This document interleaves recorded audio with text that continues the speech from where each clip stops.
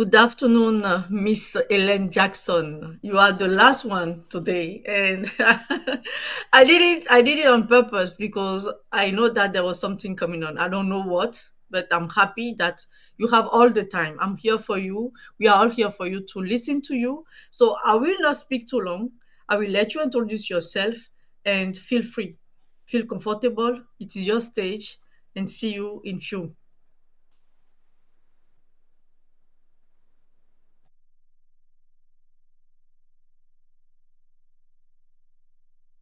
You need to unmute yourself when you feel ready.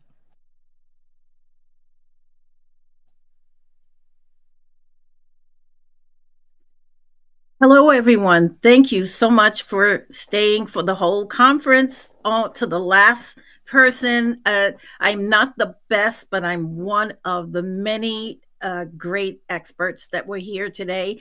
And I'm really here to help you understand how you can be a better project manager, a better business analyst, a better professional, even a better mom, and a better dad. So, my slides are here. Hopefully, you can see them. If not, if you need to enlarge them, please do so at your end, or Sylvie can help me make it larger. But for right now, I can see them. So, hopefully, it's good enough for you. Today, we're going to talk about the saboteurs, and I will explain to you who I am. The saboteurs, we're going to explore them. We're going to understand some case studies. We're going to also look at some of the SAGE perspectives. SAGE is a terminology that I'll explain a little bit later, but it's how you can go about fixing those saboteurs. And then looking at how you yourself can overcome some of your challenges. So, this is a little bit of information about me. I'm Elaine Jackson. I live in Massachusetts in the US. Been in project management for many years, doing mainly training and consulting. And I am really happy to be able to support the growth and the expansion of project managers as they try to become better project managers, to become leaders, and also so that they can also become able to pass that information onward. So, talking about the saboteurs, those of you who speak French, you know that that is a word like, oh, the saboteurs are probably bad things are going to happen when you talk about saboteurs. So, saboteurs, when we talk about saboteurs, we're talking about a negative mindset. It's talking about how sometimes you say things to yourself or about other people that's negative, and it becomes a pattern. And if you can put in the chat, if you've ever experienced that, where sometimes you find yourself saying the same negative things. Oh my God, I can never pass that exam. Oh, I could never go for the PGMP. I could never go for change management or earn value certifications. So you end up boxing yourself in with those negative words. So, what we're going to do today is focus on how you can change that. Now, PQ, Positive Intelligence, was founded by Shazad Shami, and he actually felt that it was important that project managers look at ways that they can, or not so much project managers, but individuals look at ways that they can target the things that they're doing to themselves. And you're going to see today in my presentation that some of the things you do at home carry to your family members and carry to your work. Maybe if you go out to the grocery store or you go out shopping, you have an interaction, it carries with you. And so, by using strategies to address the saboteurs, you're able to, number one, see it coming, and you're able to address it immediately with strategies that no one even knows that you're doing. So the 10 saboteurs are the judge. Are you looking at others and saying, oh, he's probably not very smart or he doesn't have a lot of money? Are you an avoider on your projects? Do you avoid certain tasks? Like, I don't want to take the minutes, let my note taker do it. Are you a controller? Do you control others on the project teams? Are you a stickler? Does everything have to be done a certain way each and every time? So you can, in the chat, say me If some of these saboteurs seem like you, now the explanation that I'm giving is very basic, but there is a lot of research that has gone into these saboteurs and how they affect the lives of individuals. So you're trying to live your everyday life and something happens. So let me tell you how it happens with me, right? Someone will say something to me and I hear it differently than maybe how they said it. Then I say, oh, they're not talking to me like that. And that can happen in a project. That can happen in the grocery store. Why did she put the money on the counter, put it in my hand, show me some respect? So a lot of times it's what you're feeling deep down about something somebody else said or something that you've experienced from before and you're reliving it over and over. It's like a broken record and you almost can't stop yourself. I started studying PQ about 2 years ago.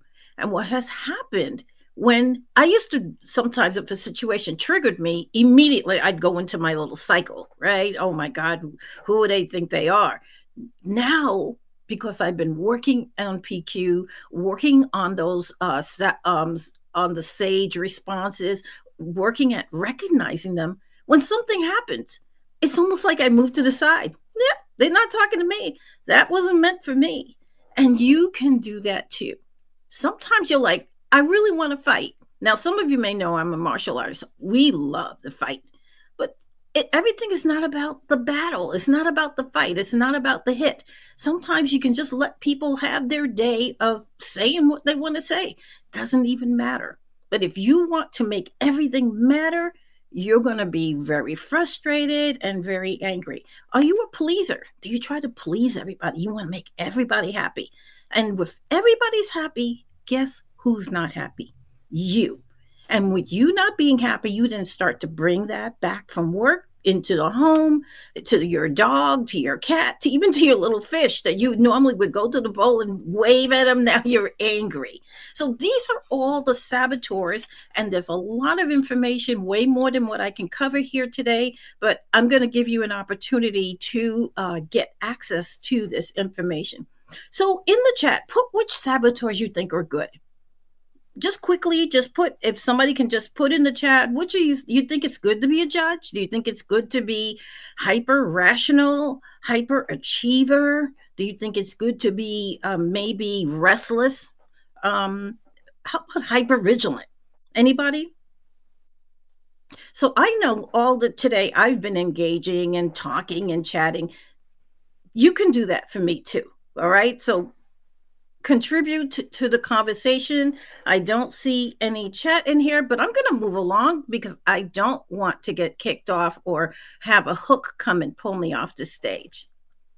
But the important thing is to understand everything in moderation is important. You don't need to take it to the 10th degree, and that's what happens when people get upset or they interact with others. They take it out of context when many times they don't need to do that. So let's take a moment quickly to look at maybe some saboteur situations for your home. Since none of you put it in there, this means to me, right? Because I'm a coach. You didn't put anything in the chat. This means you guys are perfect. You have it all under control. You never get upset at anything. No one's ever said anything to you that made you feel some kind of way. Wow. I want you guys to stay connected to me because I need to be around more positive people like that. So let's take a look. All right. In your home, right? Poor communications. I'm not going to pretend that I know what goes on in your homes. Many of you I just met. But I can tell you in my home, there's a lot of poor communication, lack of transparency. There is. My daughter's she's a nurse. She's a nurse practitioner. She is not a business person. I am a business person. I take risks. I do whatever it takes to be successful in my business. She can't see that. She's like, oh my God, this is horrible. Nobody's calling. Why don't they call? Like, they will. When they call, they call. And when they don't call, it doesn't mean anything. Okay. And so when you look at your personal life, look at how maybe you're judging others. Do I judge her? Sometimes I do. I'll be honest about it. Am I restless around her? Very much so. Am I hyperachiever? I used to think hyperachiever was great till I realized it's probably driving my family crazy. And you are probably doing that too to family members. So I'm not going to have you take time to go through the exercise and break out in a group. When you get another chance, sit down and think about this presentation and maybe identify some of the things that are really getting your goat when you get upset at work, when you get upset with your family or with your kids or your spouse. And what is your go to behavior? Yell, scream, break the plates. Or is it that you say, hey, we need to have a talk, and you calmly sit down and try to work things out. So let's take a moment to look, and I'm not sure if you can see. This is kind of tight here for me, but I'm going to leave it as is.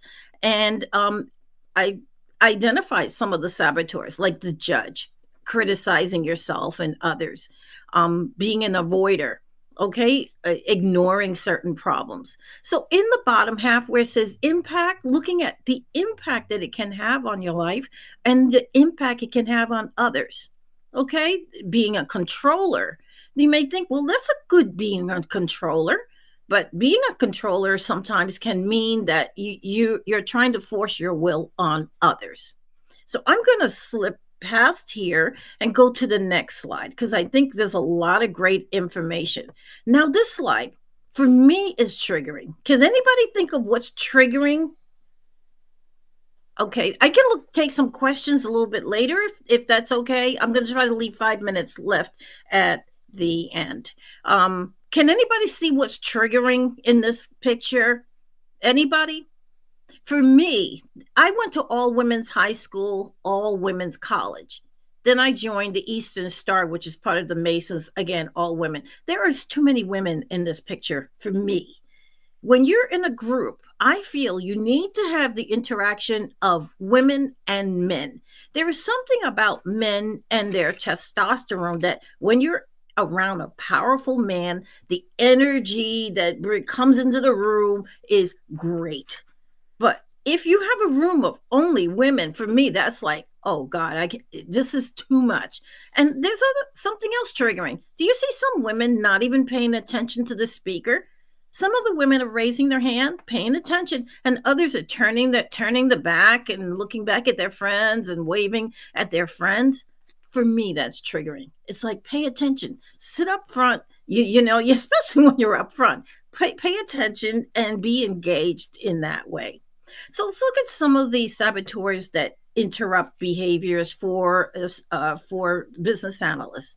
Again, I listed them here so you can get it refreshed in your mind. And I do have some of the slides that you can take a screenshot copy if you'd like.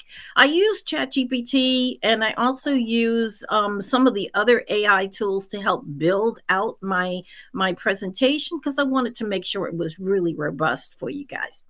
So as a business analyst, some of the things that can bother you is that maybe you're not getting you may challenge your stakeholders. You may want to be like, oh well, how did you get that information? Why is this important to you? Instead of saying, hey, that's great, thank you for the information, you want to challenge, be devil's advocate. Sometimes that can be very intimidating on a project that someone's coming with their A game and you're trying to knock them off the pedestal. Okay, it can also reduce your effectiveness. Okay, so looking down in the green area, you want to try to get along or listen to stakeholders. Be insightful in your conversations, and really have conversations with open-mindedness. So let's look at the next slide. 56% for business analysts, 56% of the challenges come from scope creep. So you do know, based on what's in the PMBOK, that something like 63 or 67% of projects fail. I think the number is higher than that. And with the number being higher on failed projects, I believe the number for the scope creep has got to be more than 56. I'm okay with it, but I think that is probably higher because of the fact that people are, especially now that we're using agile, people are squeezing in extra things, want to put their signature change into the project.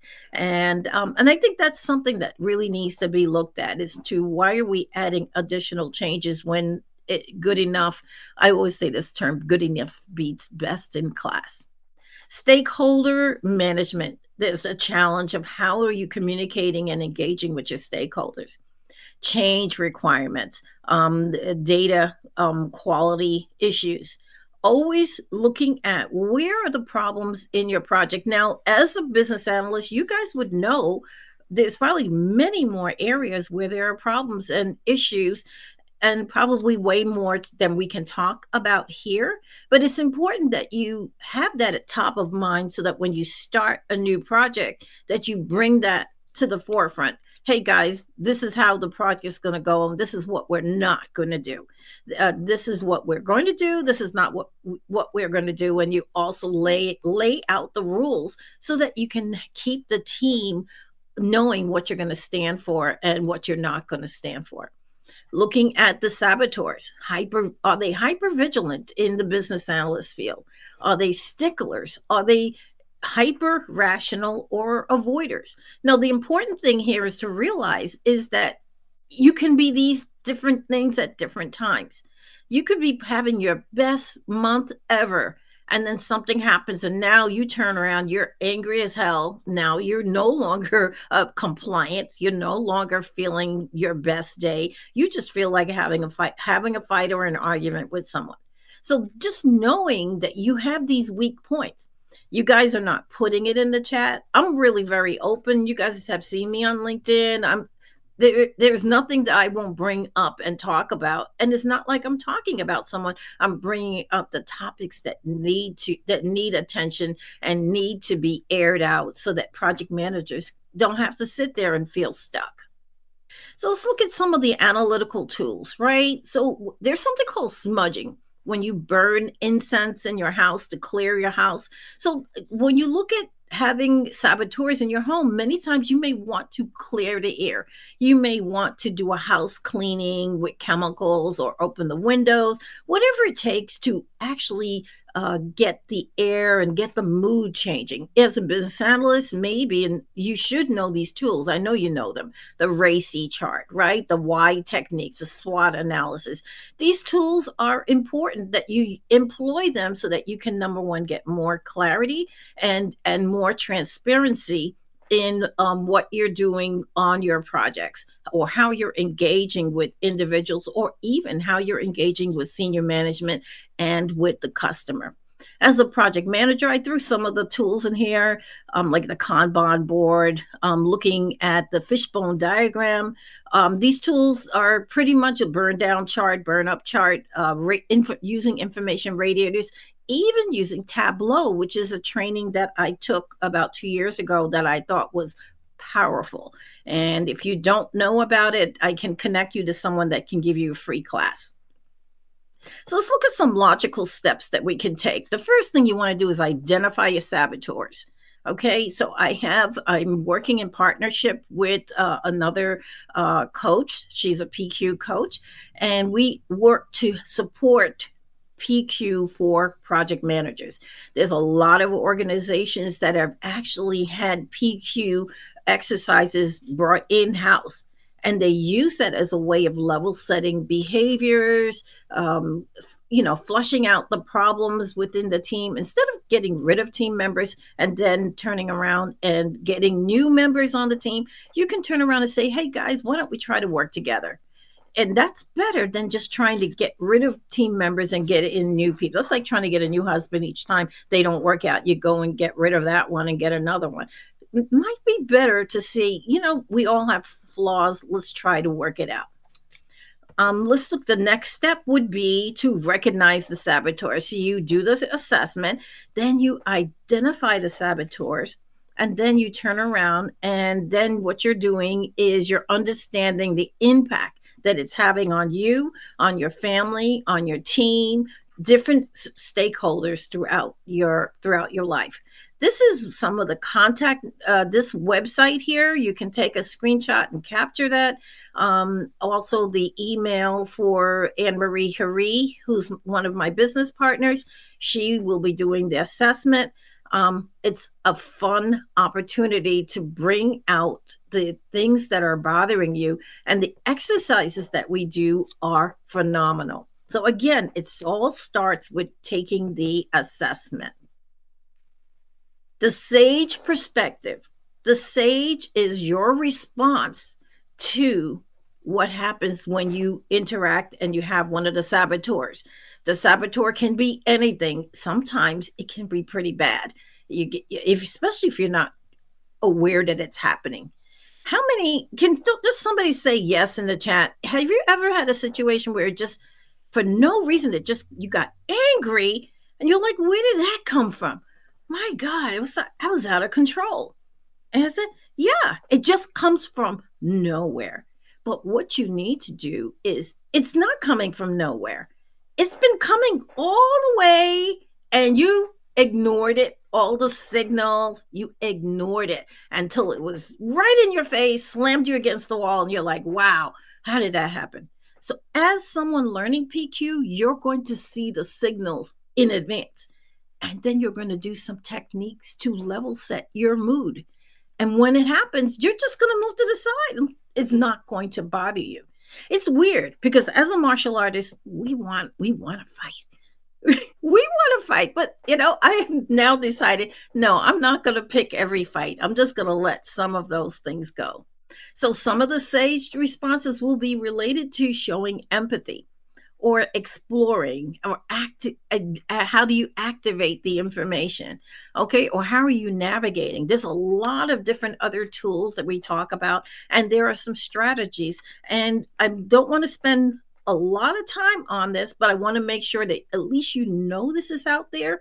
You know that you can have sessions for yourself joining a pod, or you can have somebody from the company. Anne Marie can set that up where somebody will come to your team virtually and do a workshop for your team and take your team on a series of discovery sessions where you can work on the outer layers and get rid of those saboteurs and understand what's really troubling you, your team, or even your family.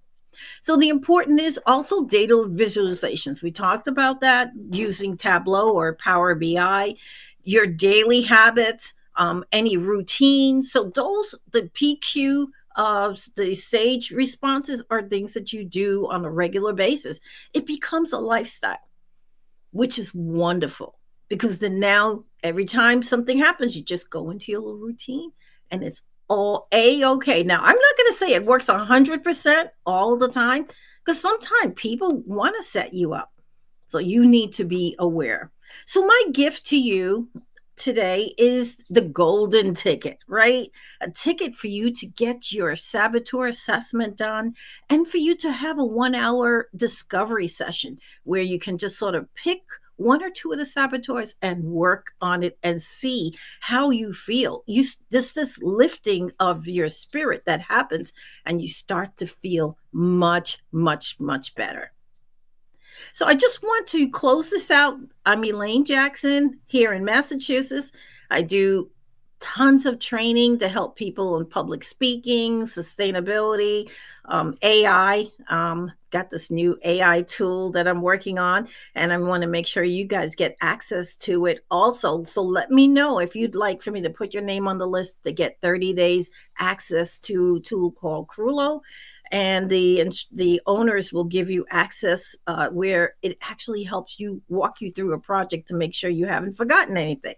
So you're going to be like, oh my God, I'm going to get rid of my coworker and use Crulo. So definitely, guys, if you have any questions, we have about 7 minutes left, and I'd like to return the screen to Sylvie and to anyone who would like to ask any questions on this. Hey, Mark. Mark, are you there? Elaine. Hey, dear, how are you? Haven't seen you in a long time. Thank you so much for you and Yes. Sylvie having me here. Dr. Was it Dr. Tony said, "Oh, there's a presentation coming up." And I'm like, "Yes." So thank you for having me. There is Yeah, someone it's here. always a pleasure.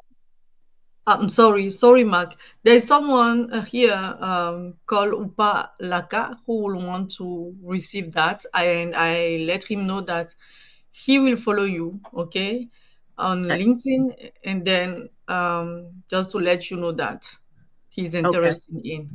Okay. So just to be clear, don't sign up for the martial arts class. This is for PQ. Okay, okay, perfect. Go ahead. Uh, yeah, I just want to say that's an incredible presentation, Elaine, to top things off. And my question today, I was looking in the chat to see if there are any questions, but there aren't any questions there. But from my end, like you spoke about your journey from you know, taking things too personal, and then you got in touch with positive intelligence, and that has transformed you, not just as a professional, but as a human being. And just listening to your presentation, like it's just goosebumps. And you're just spot on with most of the things there. I mean, persons might think it's brash, but sometimes we need to be truthful when we are on this journey of positive intelligence. So I just want you to give like anyone in the audience like a tip, yeah, if you have some things to share, because maybe they are going through something and they want to know how can they become positive. Maybe the politics or the toxic environment is too much, but they don't know how to escape. What would be some thoughts from your end? Some Yeah. sorry tips. Yeah, so one of the things that Anne Marie will take you through is a session on maybe one of the sessions is hearing a sound. You would focus on sounds that you hear. So you may say, "Well, I hear everything." Yeah, but when you're quiet, what do you really hear? When you're quiet, your mother ever say, "Be quiet, sit still, and be quiet," or your pastor would tell you to be quiet and listen, and God, you can hear God speaking to you.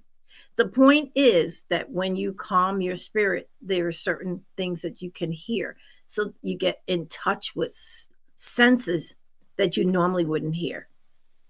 So and I hear what you're saying, Mark, that we just came out of a season where sometimes people feel hopeless and they Hmm. feel things are are bad and it's never going to get any better. It always gets better. You have to believe that. You have to not let someone think these are the last days, get ready. No. Always having a positive thought and having positive people that you're around. I'm in groups with some people that are so positive that even though here in the US there's a lot of nonsense going on, it's not affecting me. And I'm like, why is this not affecting me? Because normally I'd be upset and worried about people who are immigrants and stuff. It's not affecting me because I'm just smoothing it, like you smooth out the tablecloth, just smoothing it out, just trying to make sure because you know what, you could be upset and then something you didn't even expect comes on top of that, and now you just gone off, maybe you beat somebody up or something, and now you have to go to jail. So you don't want to let somebody be the controller of your emotions. So if somebody is listening to this presentation and they're just like can't take it anymore, if you can't take it anymore, then you should have somebody you can go to, some church you can go to, some minister or friend, somebody somewhere. And sometimes just going out in public, somebody feels you on their heart and they will stop and do something for you. That has happened to me. I see somebody and they look like they're troubled and I say, "Hey, I was going to go and buy this thing, but I don't need it. Here's $10, here's $20 or whatever." They're like, "Why are you helping me? Something just told me to do it." And Thank you so. you helping somebody sometimes helps you help yourself.